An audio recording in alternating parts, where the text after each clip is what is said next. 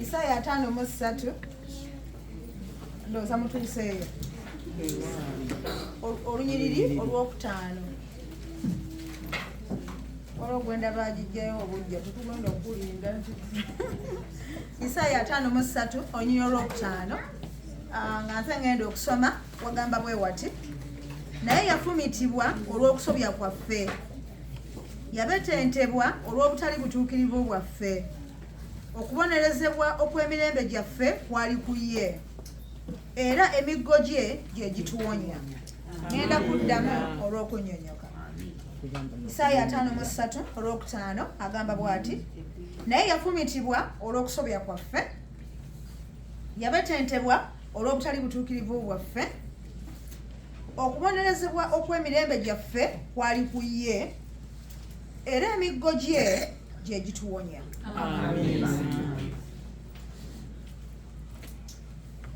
Kyawandiikibwa ekyo nga kiri mu mitwe gyaffe kyakirowoozaako.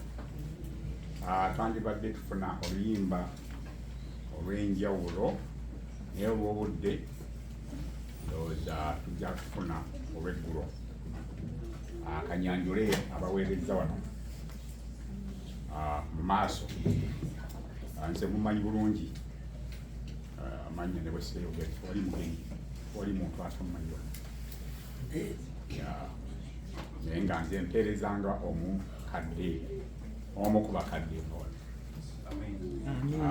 amannya ya sente za Alfred nanze omu ku bakadde abaweereza wano ate addiridde wano mwannyinaffe muwala waffe muganda waffe Samari Kizito.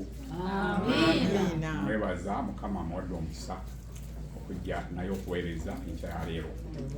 Mulimu abo baleeta wano mbadde muweereza ebbanga ddene naye nga omusa wano mu maaso engoye zanzikala bweziti ng'atidde naye twebaza mukulembeze mulungi era ayinza okwogera eri abantu. Mwebaza atudde eri ku mukono gwange oguli emmere sembyeyo muganda waffe musomesa w'abaana baffe baagala omwebaza era bwobanga oli eyo nga tunaapira muleeta omwana wo musomesa professional mutendeke n'olwekyo ate mukyala wange omuto n'olwekyo emirimu gyonna agikola bulungi. Ali mu maaso gaffe wano twebaza nga tufunye omugenyi olwaleero atali wa wano wa bulijjo nga Mukama amuleese era amuweereza kuba sirowooza nti ageeka naye amuweereza okuleeta obubaka gye tuli era ye muganda waffe mutamani waffe mwannyinaffe Joshua omumanyi bulungi avudde mu kanisa Waltham gye twava. Twebaza nnyo okujja okuwulira eddoboozi eryo ery'okuweereza wano ekyale Mukama akuwa omukisa ng'oweereza era kikiseera kyo.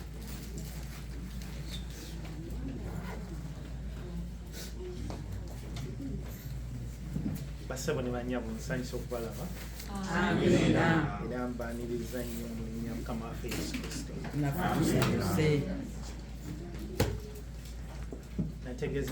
Nategezebbwako nti olunaku olwaleero lwa byabulamu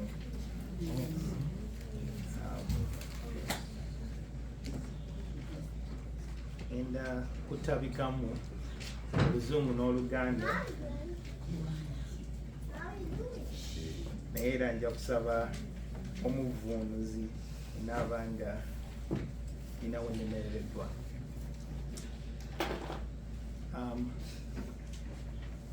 Olunaku olwaleero engeri gye kiri nti lunaku lwa byabulamu Sabbath. Omutwe gw'olunaku olwaleero naguyise ensonga ez'obulamu, health issues. Si bizibu naye wabula ensonga ez'obulamu.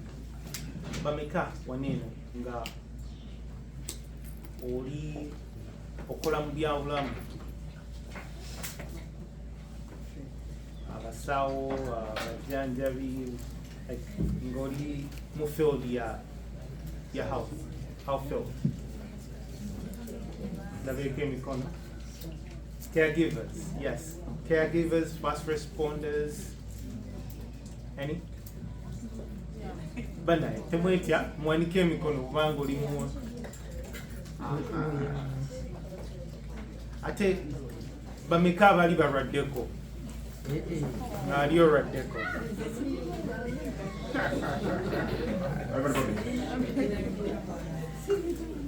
Ani yali yeekoonyeeko n'ofuna ebbwa? Bangi. Ate ani yali alumiddwako?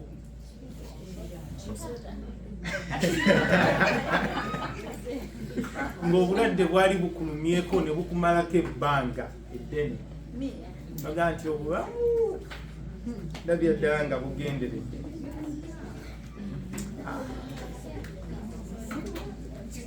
Ngenda kubuuza bameka ekibuuzo ekisengere walwalira ebbanga lyenkana ki? Nze myaka 4 n'ekitundu. Myaka 4 n'ekitundu. Atono kinyafu myaka egisukka mu 10. Kati nina ow'ekitundu ow'ekumi addako okuwanika neetaaga nga tugenda bwogenzi waggulu. So nina tuddeyo wansi kale wiiki emu nina aba wiiki emu weeks 2 omwezi. Okay, kati addako awo anika omukono nga walwalirako okumala okusukka omwezi kinyaku walwalira ebbanga myaka 2. Okay, njagala asukka ku myaka 2. Walwalira emyaka 2 n'osukkawo yenyago emyaka 5. Nina ow'ebiri, nina ow'ekitundu, katutuse ku 5. Ow'ettaano waliwo ow'omukaaga ne kisukka ku 10.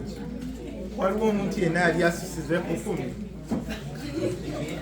How old are you? You're 8 years? Tulina ow'emyaka 8 nga lwalidde.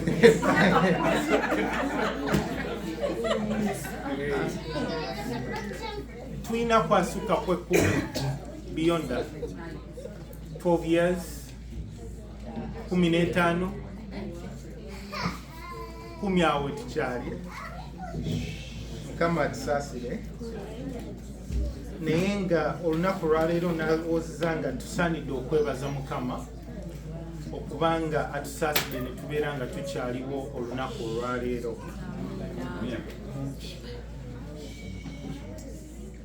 Waliwo enjogera egamba nti obeera n'ebizibu 99 okutuusa lw'ofuna ekizibu eky'obulamu, until you get a health issue and then you have only one problem. Oyinza okuba nga olina ebikutawaanya ebikusumbuwa bingi, onoonya ssente eno n'eri, onoonya aba school fees, okola bino kino na kiri, paka wofuna ekizibu eky'obulamu oba ekizibu ky'okulwala, n'obeera ng'ebizibu byonna ebisigadde bikola ki? Birina tebikyali makulu ng'ekyo ekizibu kyokka kyokola kyokyalina.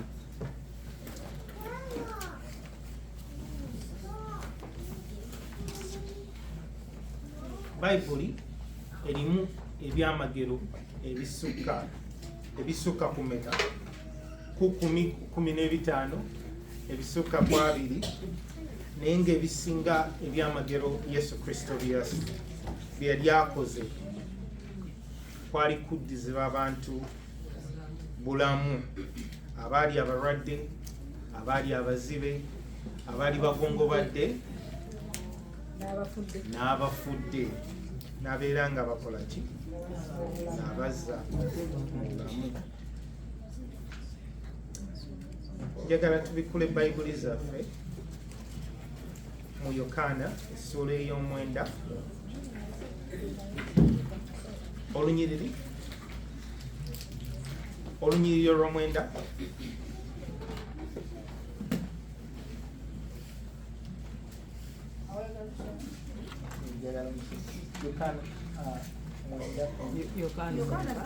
Yokaana mwenda olwokubiri n'olwokusatu. Agamba nti abayigirizwa be ne bababuuza nga bagamba nti Labbi, ani yayonoona, ono oba bazadde be kyekyamuzaaza nga mugire w'amaaso? Yesu n'addamu nti ono teyayonoona newankubadde abazadde be, naye emirimu ya Katonda girabikire mu ye. Nina ebiseera bingi bwe tufuna ekizibu oluusi tuba nga ffe abakoze eki, tuba twonoonye oba nga ffe abakyereetedde okuba nga tutuuka mu kizibu. Nja kuba ekyokulabirako bw'ogamba nti omuntu yabadde adduka sipiidi ey'amaanyi n'akola ki, n'agwa ku kabenje, n'agwa ku accident, oba n'ogamba nti oyo yali tafaayo ku byobulamu bwe, kyova olaba nti akoze eki, kati ali mu ddwaliro era ali mu kubonaabona. Naye tulina abantu mu Bayibuli abaali batuukiddwako obulabe, abaali nga balwadde ebbanga ddene naye ng'ate tebalina kyebakoze eki, kyebakoze okubeera nga nti balina obulwadde obwo. Era Yesu bwe bamubuuza ekibuuzo nti ono omuzibe, ayazaalibwa nga muzibe, ani yakola ki? Ani yayonoona? Ebiseera bingi abaana bazaalibwa n'endwadde, si kubanga balina kyebakoze eki, kyebakola, naye lwokubanga abazadde baabwe balina kyebakola ki, kyebakola. So mu society eno gye tubeeramu ebintu bingi ebitubaako naye nga birina consequences ezikola ki, ezisukka ku generation eyaffe nezigenda kunakuki ne ku baana baffe. So kitugwanira okuba nga twegendereza nnyo biki bye tusalawo okubeera nga tukola ki, nga tukola. Bwe twakulira waliwo endwadde gye bayitanga eya mukenenya wasirimu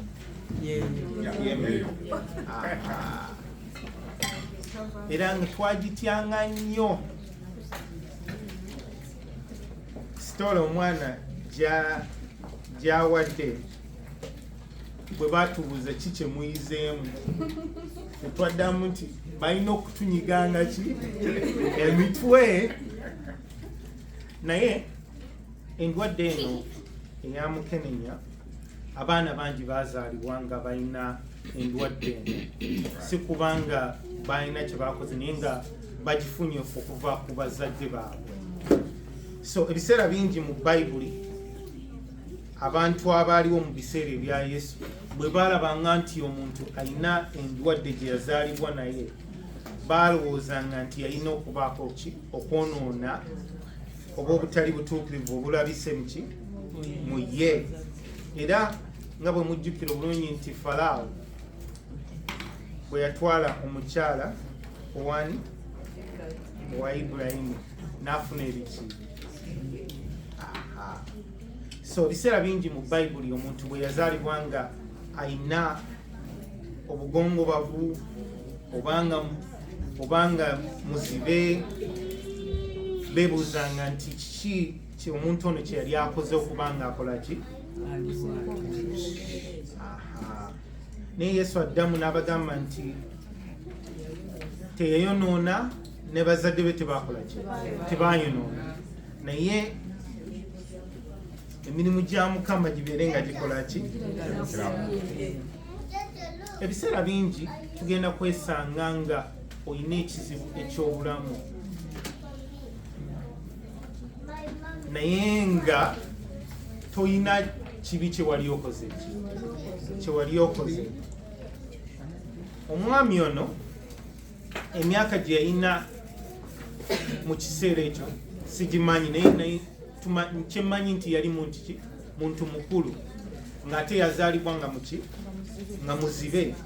So obulamu bwe bwonna yali nga muzibe. Mbuuzizaawo ekibuuzo nti ani yali alwalidde wiikis 2, ani yali alwalidde ebbanga eddene, ne tubeera nga tukomye ku myaka egisoba ku 10, si kyekyo?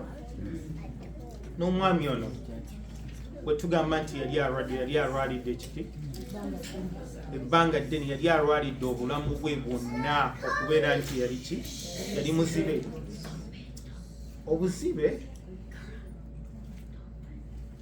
waliwo omuntu yenna yali abaddeko n'omuntu nga talaba bulungi obanga muzibe, ataba bulungi ngaba abambadde galubindi bayitirivu. Nange kenyine nazze ne galubindi zange zisiraba. Naye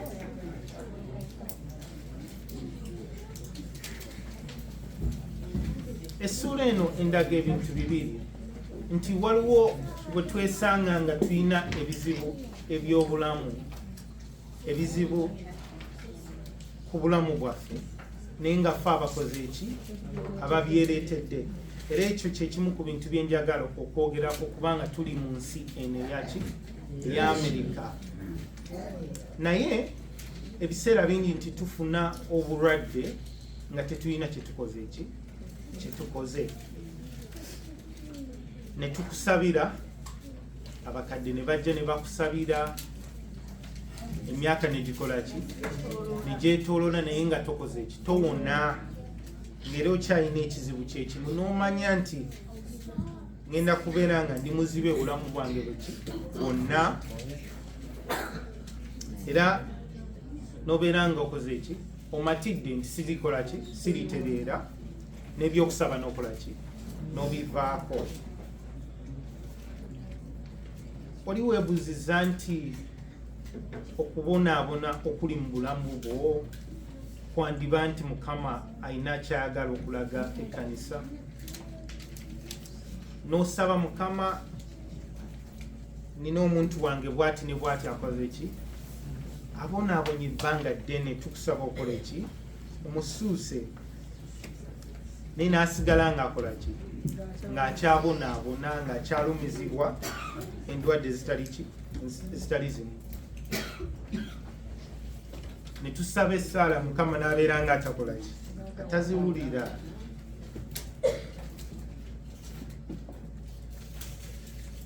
Kyangu nnyo okubeera nga tukkiriza Mukama bwe tuba nga kyetumusaba akola ki, addamu. Mukama njagala emmotoka ey'ebbeeyi, n'akola ki, n'agikuwa. Mukama njagala omulimu ogusasula bills zonna, n'akola ki, n'agukuwa. Mukama nina endwadde bweti ne bweti, n'akola ki, n'agiwonya. Mukama nina obwetaavu obutali bumu, n'akola ki, n'akugabirira. Naye bw'atakuwa oba n'omusaba n'omugamba, Mukama n'oba nga tompadde ekintu kiki kyonna, nkusaba ombeere ng'omponya. Mukama n'oba nga tompadde ekintu kyonna, nkusaba onsobozese okukola ki, okumala digiri eno, oba okuyita mu kintu bwe kiti ne bwe kiti. Naye Mukama n'abeera nga takoze eki, nga takizeemu, oba nga tayanukudde kusaba. Ensonga ey'obulamu n'ensonga ey'eby'omwoyo bitambulira wamu. Ebiseera bingi tuyinza okuba nga tetulina ndwadde ez'omubiri, naye ng'ate endwadde ez'omwoyo ziki nyingi. Tulowooza nga ekkanisa ddwaliro eri abantu abalina endwadde ez'okoze ki, ez'omwoyo n'ez'obulamu.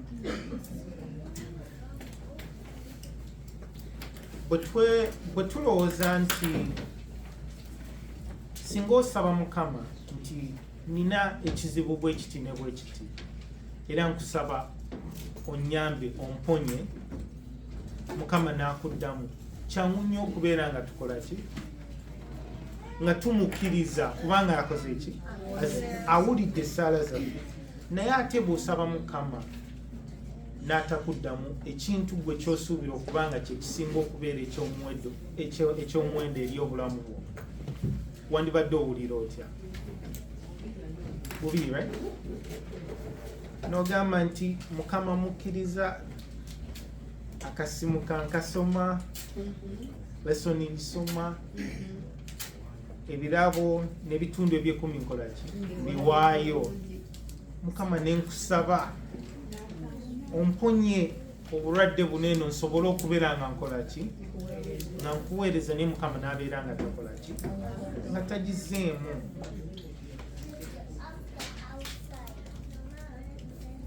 Kwe kugezesebwa kwe tuyinza okusanga mu bulamu bwaffe buneeno nti Mukama waliwo lwataddamu kusaba kwaffe, naye lwataddamu kusaba ku by'obulamu kwe kugezesebwa kwe tuyinza okubeera nga tukolaki nga tusisinkana nti oyinza okusabira owooluganda Mukama akoze ki amuwonye, naye n'amaliriza ng'akoze ki nga mututte nga muwumuza.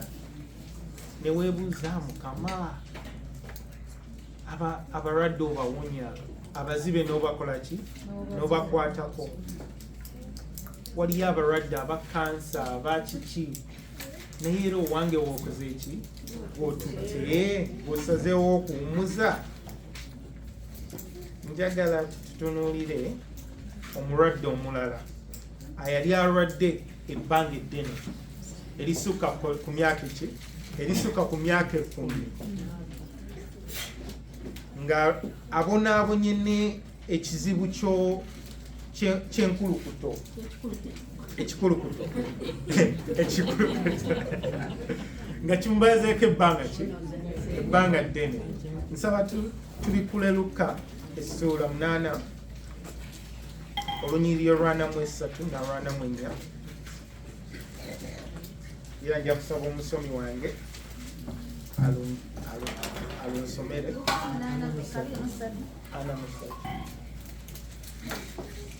Luka 8:43 agamba bw'ati: n'omukazi eyali alwalidde ekikulukuto ky'omusaayi emyaka 12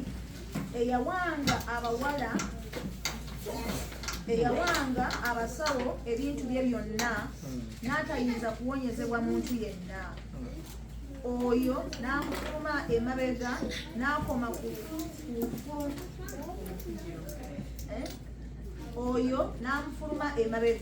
n'akoma ku lukugiro lw'olugoye lwe, amangu ago ekikulukuto kye ne kikalira. Omukyala ono yali abonaabonye n'endwadde eno emyaka 12. Ebbanga linene ery'emyaka 12 likulu mu lunyiriri lunene. Oyinza okuba nga olina obwetaavu obutali bumu, n'ogamba Mukama njagala okukola ekintu bwe kiti, Mukama njagala okufuna ekintu bwe kiti ne bwe kiti, ebintu ebitali bimu. Mu nsi muneeno mulimu okubonaabona okuyitirivu, naye okubonaabona okw'obulamu ate kwo kulala, kubanga ebintu bineeno byonna bitulowooza nti bya muwendo, obugagga na buli kimu. Bw'ofuna ekizibu eky'obulamu, buli kimu kyonna kibanga tekikyalina muwendo gwonna. Obugagga obumala ng'osasudde bills, ng'oli mu kulaba abasawo ab'enjawulo okubeera nga bakola basobola okuwonya. Oyinza okuba nga oli mukungu, naye bw'obeera ng'olina endwadde etategeerekeka, abantu bayinza okuba nga tebakola nga tebakuwa kitiibwa nga babandikuwadde, kubanga olina endwadde, olina obugongobavu oba oli muzibe. So bwe nalowoozeza ku byobulamu nti waliwo bwe twesanga nga tuzaaliddwa n'endwadde ezimu, waliwo bwe twesanga nga ebintu bye tusazeewo okukola bituleetedde endwadde ezitakola ki zitawona. Wano mu America tukola ebintu bingi, weesanga ng'oli mu bipakasi ssaawa 24 n'otawummula, tolaba kitangaala, tonywa mazzi, buli kaseera oli mu dduka okoma weeka n'owummulamu essaawa 2 n'okola ki n'oddayo, ne weesanga nga tolina na ssaawa zikola ki zifumba. So fast foods ze turelyingako okubeera nga tukola ki tufuna ekyokulya. Emmere gye tulya nga terimu nutrients, emmere gye tulya nga siye supporting obulamu bwaffe, wabula just tubeerawo just kujjuza bujjuza lubuto ne tubeera nga tusobola okweyongerayo mu bulamu bwaffe. Naye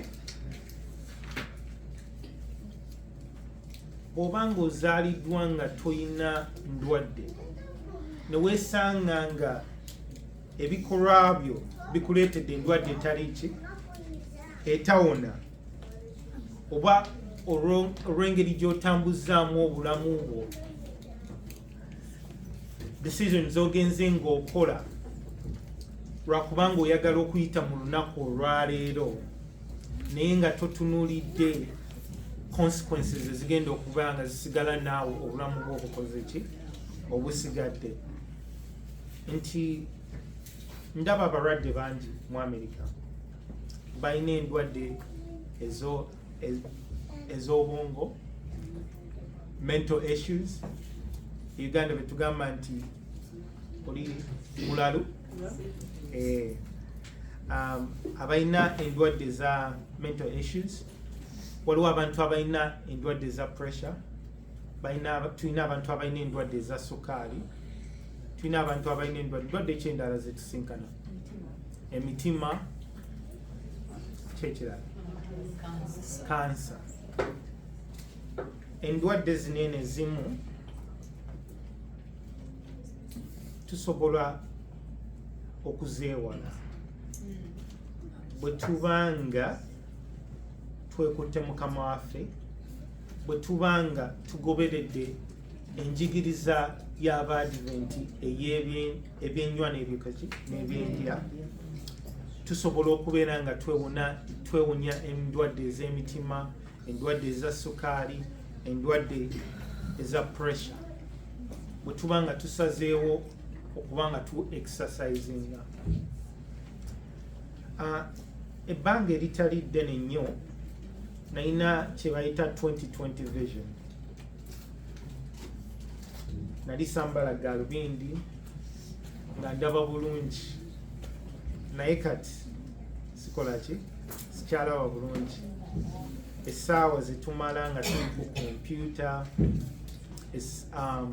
ne tubeera nga tetulina kyetulya ekisupportinga obulamu bwaffe, ne twesanga nga tukola ki tulina endwadde ezimu, obanga obulamu bwaffe ng'emibiri gyaffe tegisobola kulwanisa ndwadde ezikola ki ezitali z'amaanyi nnyo. Wesanga nga omusujja gukusuula wali eri n'akafuba ne kabeera nga kakola ki nga kakuyuzaayuza, kubanga toyina nutrients mu mubiri gwe ogusobola okuba nga zisupportinga okulwanisa endwadde ezikola ki eza bulijjo. Naye decisions zetukola on a daily basis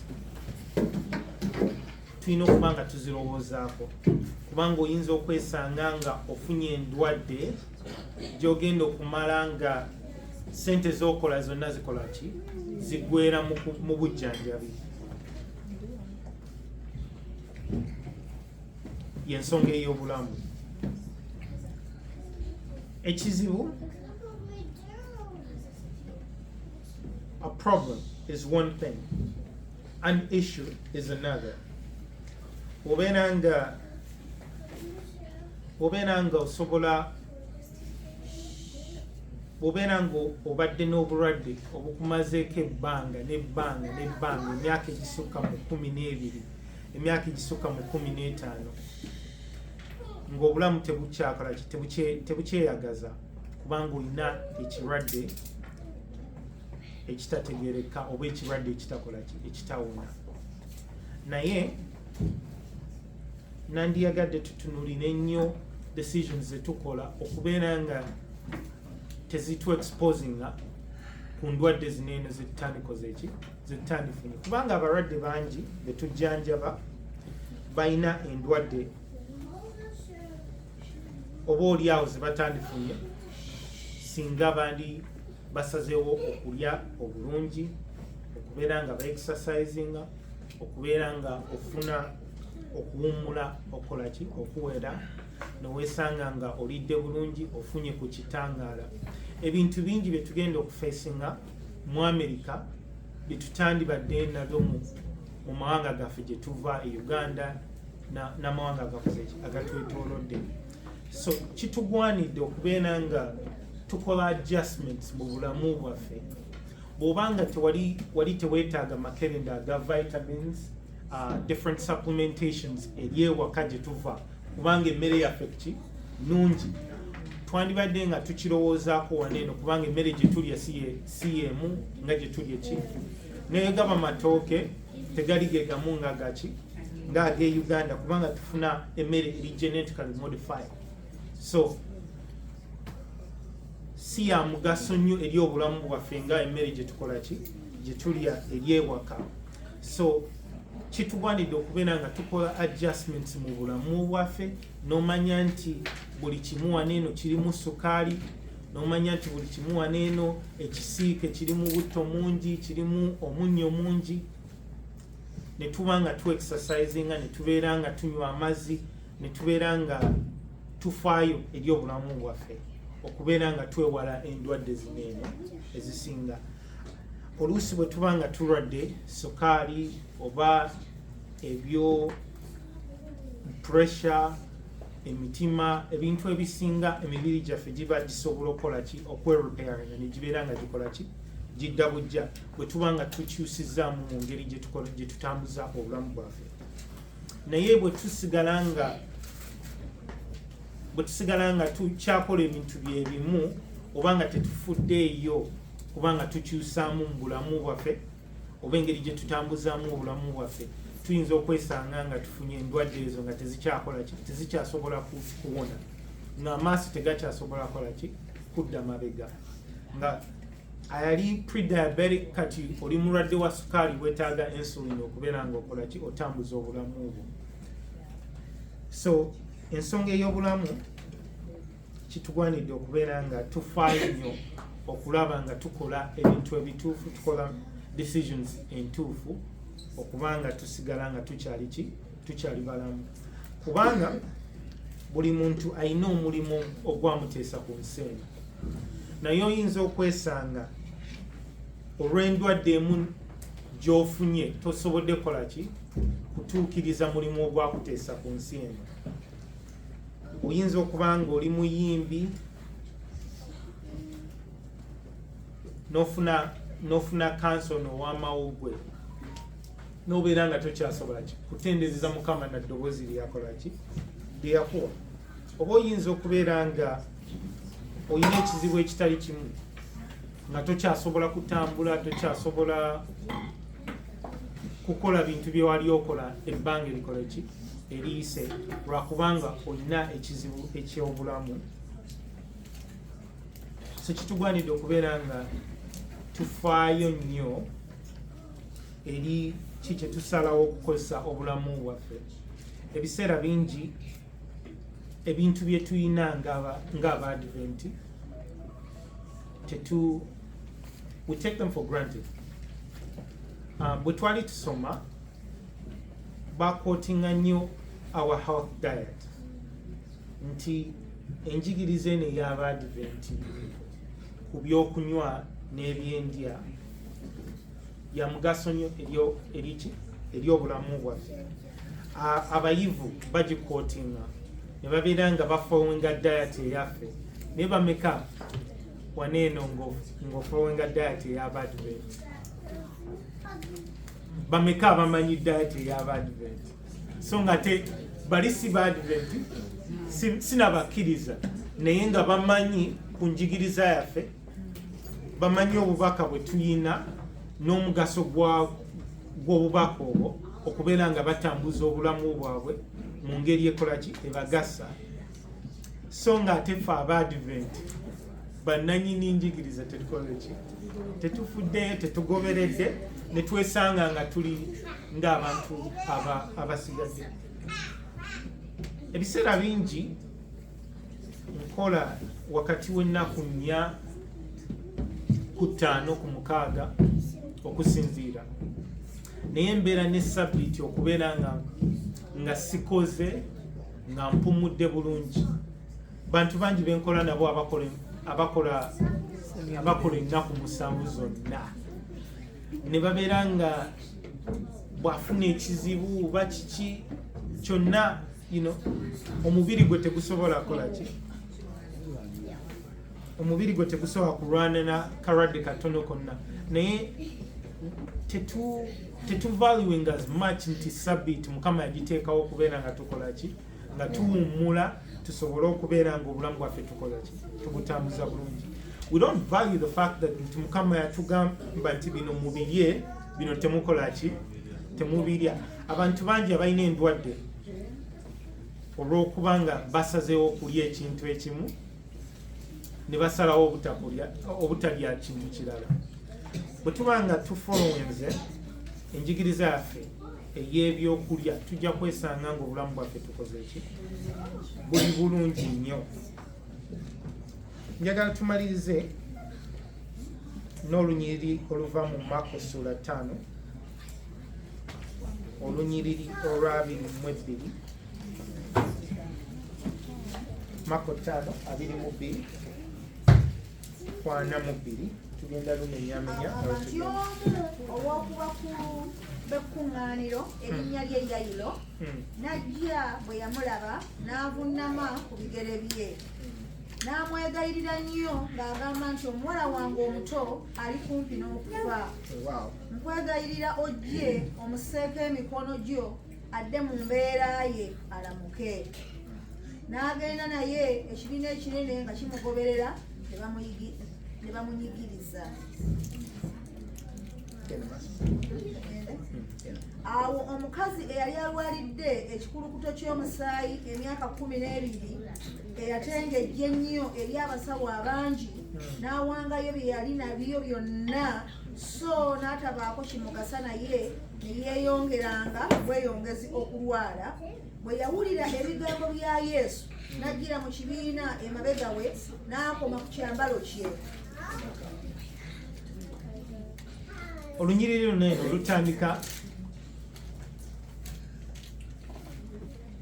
lutandika n'omuwala ow'emyaka 12 ng'alwadde nnyo anaatera okukola ki okufa. Era omwami ono bwe yeegayirira Yesu nti jangu okola ki omuwonye. Yesu n'abeera ng'atambula n'abayigirizwa bwe okubeera ng'agenda gy'ali omuwala ono kubanga amuwonya. Ne tusisinkana omukyala omulala ayali alwalidde ebbanga erya myaka 12. So tulina owe-12 anaatera okufa, tulina n'owe-12 omulala nga 12 gy'amaze nga mulwadde agezizzaako buli kimu n'abeera nga takola ki nga tawonyezebwa. Buli kimu kyagezaako kifiirayo bufiizi kubanga abasawo tebakoze ki tebasobodde mwoyo. Genda maaso. Nakomye ku 28 agamba nti kubanga yagamba nti bwe nkomako obukomi ku byambalo bye naawona. Amangu ago ensuwa ey'omusaayi n'ekalira n'ategeera mu mubiri gwe ng'awonyezebwa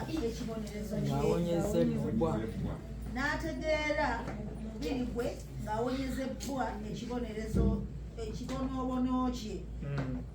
Amangu ago Yesu bwe yategeera munda mu ye amaanyi agamuvuddemu n'akyuka mu kibiina n'agamba nti ani akomye ku byambalo byange.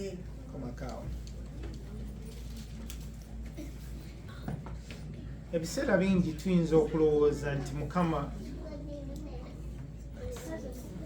ayina omukisa gwe. Oluusi n'ogamba nti omuntu omulala abbye omukisa gwange. Kubanga Yesu bw'asituka n'abayigirizwa be ayina omulimu gumu kubeera ng'akola ki? Awonya omuwala anaatera okufa ow'emyaka 12. Bw'aba atambula n'asisinkana omuntu atali mu programu n'amukwatako n'akola ki? N'awonyezebwa. Ekibuuzo, programu ya Yesu olunaku yaliko abantu bameka?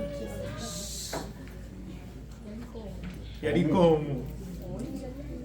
Naye waliwo akoze eki? Ayingiddewo n'abeera ng'akola ki? Ng'awonyezebwa. Abantu bano eno emyaka bibalina 12. Omu 12 egy'obulamu, omu 12 egy'okubonaabona egy'obulwadde. Omu asitudde Yesu akole ki? Agenda amuwonye. Kyokka omulala akkiriza nti bw'aba akoze eki? Amukutteko obukwasi asobola okubeera ng'akola ki? Ng'awonyezebwa. Basebo ne banyabo, ebiseera bingi twagala Yesu tulakola ki? Ajje gye tuli abeere ng'akola ki? Ng'atuwonya. Naye abantu abamu balina okukkiriza nti ne bwe mba nga nkoze eki? Nkutteko obukwasi, nja kubanga nkola ki? Namponyezebwa. Ebintu binene eby'obulamu oluusi essaala tuzisaba naye nga tetulina kukola ki? Kukkiriza. Ne tubeera nga twesanze tugamba Mukama takoze eki? Tawulidde essaala zaffe. N'ab'ekkanisa ne bakwegattako, n'abakadde ne bajja ne bakola ki? Ne bakusabira, naye n'obeera nga gwe basabira tokoze eki? Tuwonyezebwa, tokkiriza. Naye nabeera nga waliwo abakkiriza nti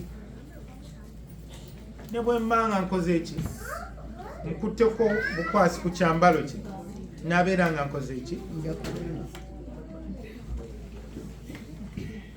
Bw'awonyezebwa agamba nti n'alabira nga ekibonyaabonyo ekyo ekikoze eki? Kiweddewo. Oyinza okuba nga toyina kizibu kya byansimbi, oyinza okuba nga oli muyivu, oyinza okuba nga oli mu different situation,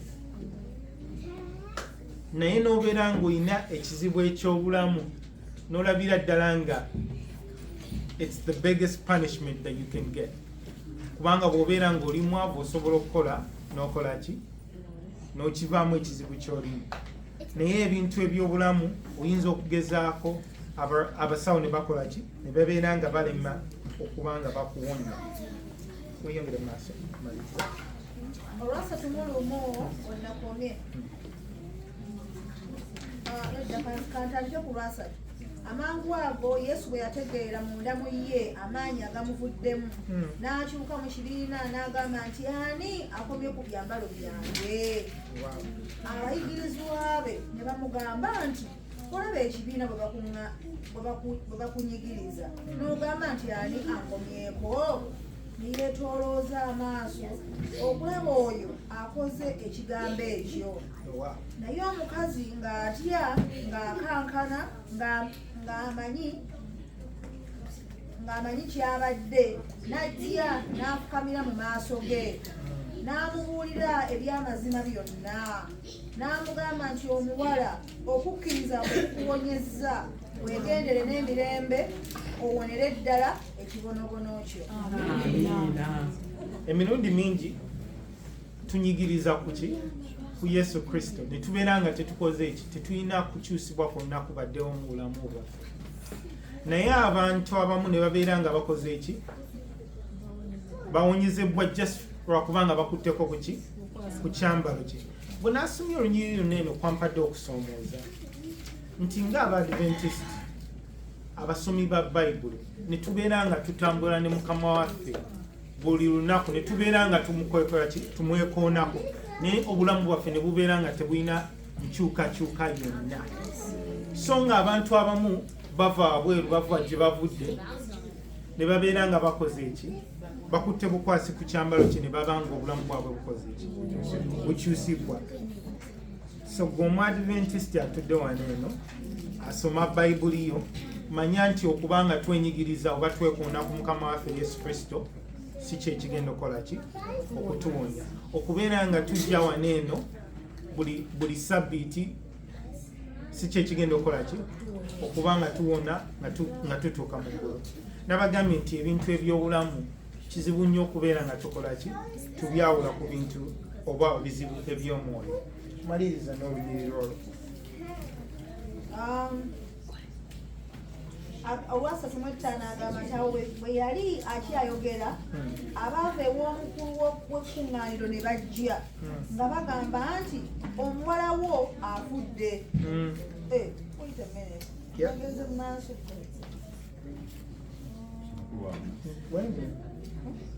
Okay. Agamba nti ono bwe yali akyayogera abaava ew'omukulu w'ekkuŋŋaaniro ne bajja nga bagamba nti omuwala wo afudde, oteganyiza ki nate omuyigiriza? Naye Yesu n'atasaako mwoyo ku bigambo ekyogeddwa, n'agamba omukulu w'ekkuŋŋaaniro nti totya, kkiriza bukkiriza. N'ataganya muntu kugenda naye wabula Peetero ne Yakobo ne Yokaana baganda wa Yakobo. Ne batuuka mu nnyumba y'omukulu w'ekkuŋŋaaniro, n'alaba okwaziirana, n'abakaaba, n'abakuba ebiwoobe ebingi. Awo bwe yayingira n'abagamba nti kiki ekibaziiranya ekibakaabya? Omuwala tafudde naye yeebase bwebase. Ne bamusekerera nnyo, naye bwe yabafulumya bonna n'atwala kitaawe w'omuwala ne nnyina abo abaali naye n'ayingira omuwala mwali. Awo n'akwata omukono gw'omuwala n'amugamba nti talisa kumi, okutegeezebwa kwakyo nti omuwala nkugamba nti golokoka. Amangu ago omuwala n'agolokoka n'atambula, kubanga yali yakamala emyaka 12. Amangu ago ne bawuniikirira okuwuniikirira kunene, n'abakuutira nnyo buli muntu yenna aleme okukimanya ekyo, n'alagira okumuwa ekyokulya. Basabo ne bannyabo, tulina okwegendereza nnyo baani be tusalawo okubanga tusaba nabo, baani be tusalawo okubanga tutambula nabo, kubanga Mukama omulimu gwe agenda gumaliriza mu bulamu obwo. N'ebiseera bingi twesanga nga abantu be tuliraanye baweddemu essuubi, nga balowooza nti kikoze eki kiwedde, tekikyasoboka. Naye ng'ate Mukama ye tannakola ki, tannamala mulimu gwe yakola ki, gwe yatandika mu ggwe. Tusinza Mukama atakuma just kuwonya, but he also restores. He heals and restores.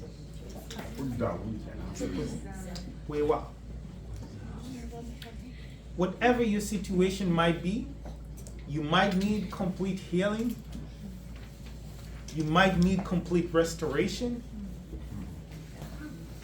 No matter how long you've been suffering, God is going to heal you and he's going to finish the job. Agenda kubanga akonya era agenda kubanga akola ki ng'akuzza obujja endwadde ez'omubiri n'ez'omwoyo. Tubeere nga tukola ki nga bwe twatandikidde agambye nti by his stripes we are healed. Mukama bawomukisa. Amen.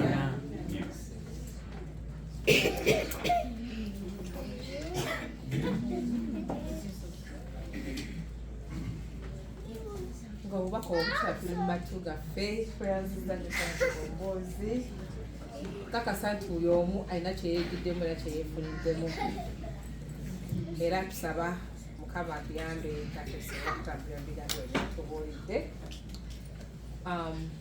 Genda basaba Buganda tukwate obutabo bwaffe ow'ennyimba tuliko oluyimba lwe twayimbye tutandika 10:11